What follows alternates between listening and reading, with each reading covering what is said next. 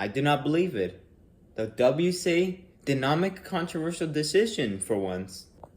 For those who are lost about what I'm saying, on August 23rd, 2026, the WCA made an announcement that basically said that they would no longer be using 2-pad at WCA competitions and would be adopting 4-pad starting January 2nd, 2026. So what's 4-pad? Well, in simple terms, it's just 2-pad with 2 more sensors. Instead of just using your palms now to start and stop the timer, now there are 2 more sensors for your thumbs that you need to hold on to stop and start the timer. It's important to mention that 4-pad has not always been around. It wasn't until the SpeedStack Gen 5 timer that 4-pad was introduced, and that was because speed stacking itself was having regulation changes to adopt 4-pad over the use of 2-pad. Also for similar reasons as why the WCA is introducing it now. Right here is the WCA's official reasoning for why they are switching to 4-pad.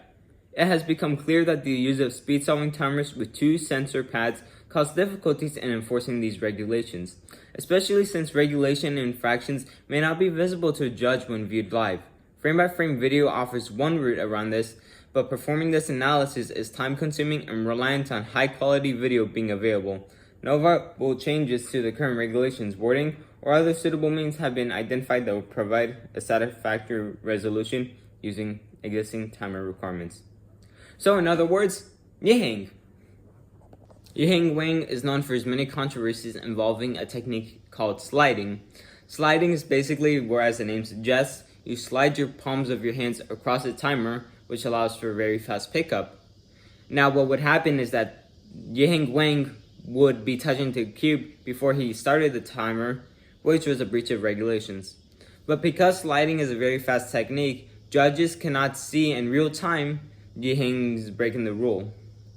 It wasn't until later when they would do frame-by-frame analysis where they would see Yiheng Wang use a technique sliding and would later be penalized. So why am I mentioning sliding? Well, that's because with 4-pad, it is virtually impossible to slide now due to the use of 2 extra sensors. Sliding is very easy on 2-pad. Since I don't need my thumbs on the sensors, I can just sort of glide my palms across it, pick up the cube, do my solve, and stop it. With 4-pad mode requiring your thumbs to be on sensors, you cannot slide anymore, as in order to slide your entire hand across the timer, you would have to let go of these 2 sensors, which starts the timer. So while 4-pad is certainly a big change to the regulations, 4-pad is mainly here to enforce regulations that we already have. And as the WCA hinted at in their announcement, the time difference in 2-pad and 4-pad is not going to be much. By switching over to 4-pad, we won't be losing much time. At some estimates say from 0.05 to 0.1 seconds, which is all not that much. So for events such as CR3, one-handed, Baycubes, Megaminx, this new regulation is not going to significantly impact these events and make them slower, as these events already take a decent amount of time to do. The only events we should really be worried about being much slower are 2x2, Scube, Pyraminx, and Clock. We know this won't affect Clock for obvious reasons, as these events are considered sprint events, and these are events where hundreds of seconds determine world records. For demonstrative purposes, I've made a 4-move scramble on a 2x2, and we're just going to see how much longer it takes for me to do it on 4-pad compared to 2-pad. For reference, this is 2-pad. And now on 4-pad. Compared to 2-pad to 4-pad, 4-pad took me 0.15 seconds longer to solve the same exact scramble. While 0.15 seconds might not sound like a whole lot of time, 2x2 is already a really fast event that has been highly optimized.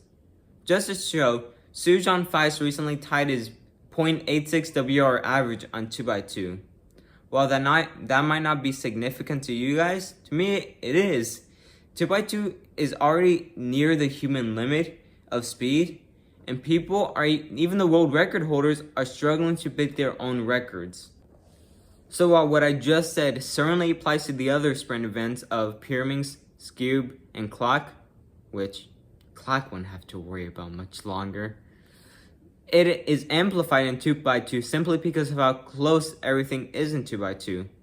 I argue we're near the human limit of what is possible on a 2x2, and by using 4-pad, it could significantly slow down times. I believe it is very possible that in the future, 2x2 records get reset. Well, for now, the WCA is working on making it possible so that you can filter between 2-pad and 4-pad results for the sprint events.